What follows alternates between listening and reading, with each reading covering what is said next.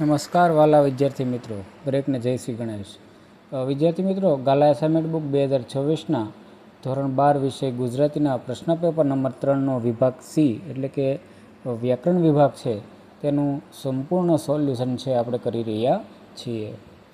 વિદ્યાર્થી મિત્રો, જવાબમાં પૂરતો કાળજી રાખેલી છે, તેમ છતાં પણ જો તમને કોઈ જવાબમાં અસંગતતા જણાય તો કોમેન્ટમાં લખજો, જેથી કરીને આપણને છે એનો ખ્યાલ આવી શકે.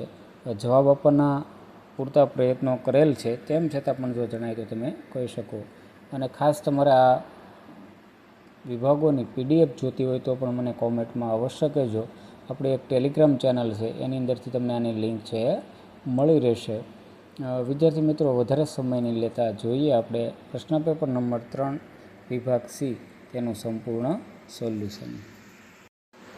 નમસ્કાર વાલા વિદ્યાર્થી મિત્રો, તમારી બધાની કોમેન્ટને ધ્યાનમાં રાખી અને ધોરણ 12 પ્રશ્નપેપર નંબર 3 ગુજરાતી વિષયના આ ગાલા એસાઇનમેન્ટ બુકનું જે આપણે સોલ્યુશન કરી રહ્યા છીએ, એમાં વિભાગ સી એટલે કે પાઠ્યપુસ્તક આધારિત જે આખું વ્યાકરણ પૂછાતું હોય છે તે જોઈએ. તો એમાં સૌથી પહેલાં સમાનાર્થી શબ્દ પૂછાય છે. નીચેના સમાનથી સામસામે જોડીને લખવાના છે, કોઈ પણ 4. તો આ રીતે આ 4 સમાનાર્થી છે મિત્રો આપેલા છે. એનો આપણે ડાયરેક્ટ જવાબ જોઈએ તો એ નીચે આપેલો જ છે, તમે જોઈ શકો. તો વૃદ્ધ એટલે ઘરડું અને જરઠ. મિજબાની ઉજાણી અને મહેમાની.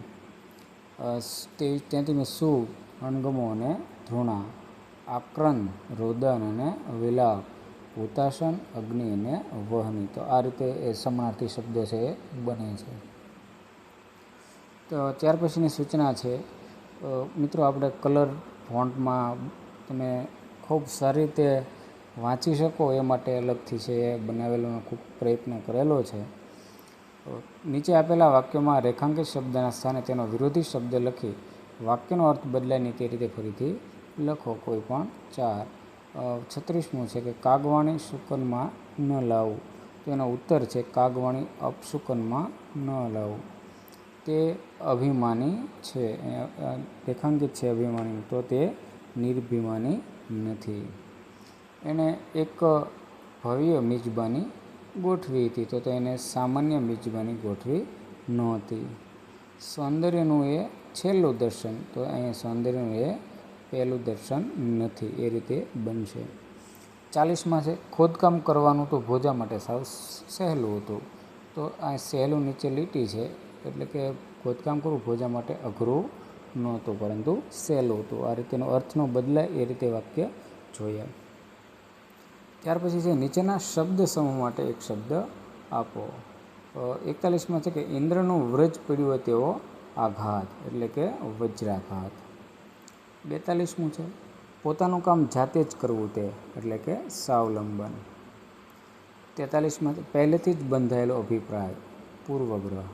અને ગોળ કે મહુડો ભેળવેલી તમાકુ, તો જેનો જવાબ છે મિત્રો ગળાકુ. 45માં છે કચરો પૂંજો નાખવાની જગ્યા, એટલે કે ઉકરડો. ત્યારબાદ છે તળપદા શબ્દોના શિષ્ટ ભાષાના માન્ય અર્થ લખો. એટલે કે ભર્યા, તો એનો જવાબ છે ભર્યા. અને મલકમાં આવે છે પ્રદેશ. ત્યાર પછી છે સાચી જોડણી લખો. શ્રીફળ એટલે કે શ્રીફળ. યુધિષ્ઠિર છે એની બદલે આવે છે યુધિષ્ઠિર. અને નિબંધ હસ્વ દીર્ઘ છે, એમાં હસ્વ છે આવશે. વિદ્યાર્થી મિત્રો, વિડીયો અંત સુધી જોજો. જવાબમાં તમને થોડી ઘણી વિસંગતતા જણાય તો પણ કોમેન્ટમાં છે એ સાચો જવાબ લખજો, જેથી કરીને આપણને ખ્યાલ રહે. ત્યાર પછી છે કે નીચેના પ્રશ્નોના ઉત્તર કૌંસમાં દર્શાવેલી સૂચના પ્રમાણે લખો. દાખલા તરીકે 12 વરસ વનવગડામાં આથડે. આમાં વિશેષણ ગોતવાનું છે, તો મિત્રોનો જવાબ આવશે 12. 52મું છે ઓછીનું માંગનારની ખાલી જગ્યા ખાસિયત હોય છે. આમાં વિશેષણ આપવાનું, તો એક છે એ જવાબ આવશે. ઓછીનું માંગનારની એક ખાસિયત હોય છે. 53માં છે કે તેનો માત્ર ઉપયોગ કરી શકે છે. એમાં નિપાત, તો તે માત્ર એનો જવાબ રહેશે. 54માં છે અરે લુગડા ખાલી જગ્યા ગાંસડા મોઢે ટેકરાના પેટમાં દટાણા છે. નિપાત લખવાનું છે, તો એમાં તો જવાબ આવશે. 55મો છે પથ્થરો બોલે તો બોલાવી જુઓ, કૃદંત છે તો તેમાં બોલાવી એ કૃદંત છે. 56 છે બાપુ માથું ધૂણાવતા બોલી ઉઠ્યા, કૃદંત લખવાનો તો એમાં ધૂણાવતા છે આવશે. 57મો છે કે બીજા માટે પૈસા વાપરવા એ સહેલું નથી, વાક્યમાં કૃદંતનો પ્રકાર છે જણાવો, તો કૃદંતનો પ્રકાર વાપરવા અને સામાન્ય કૃદંત છે રહેશે. એ પછીની સૂચના કે રૂઢિપ્રયોગનો અર્થ આપી તેનો વાક્યમાં પ્રયોગ કરવાનો છે કોઈ પણ બે.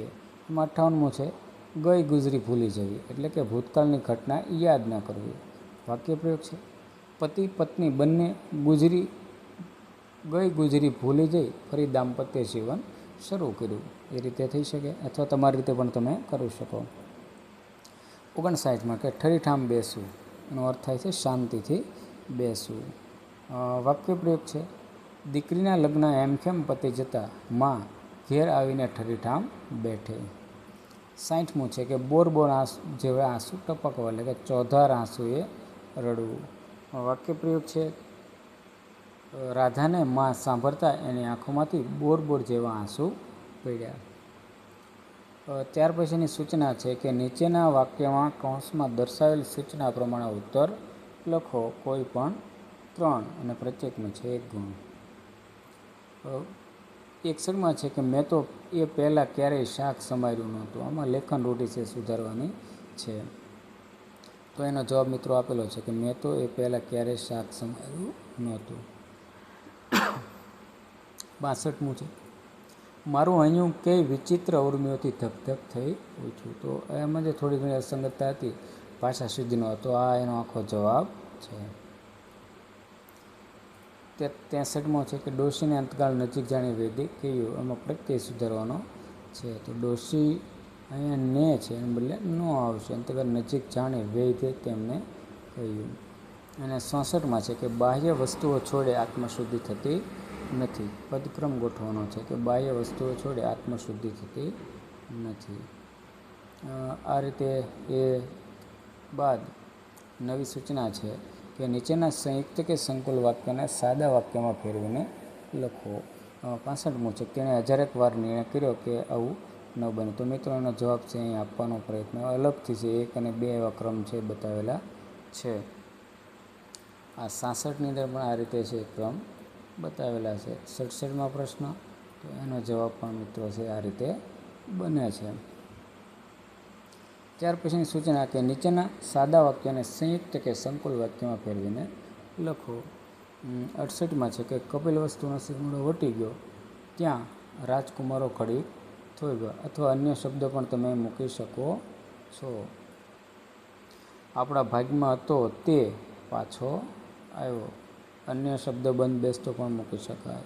અને રસોઈમાં ગળપણ વિના ચાલે પણ મીઠા વિના ન ચાલે, અન્ય બંધ બેસતો શબ્દ પણ વિદ્યાર્થી મિત્રો તમે મૂકી શકો છો,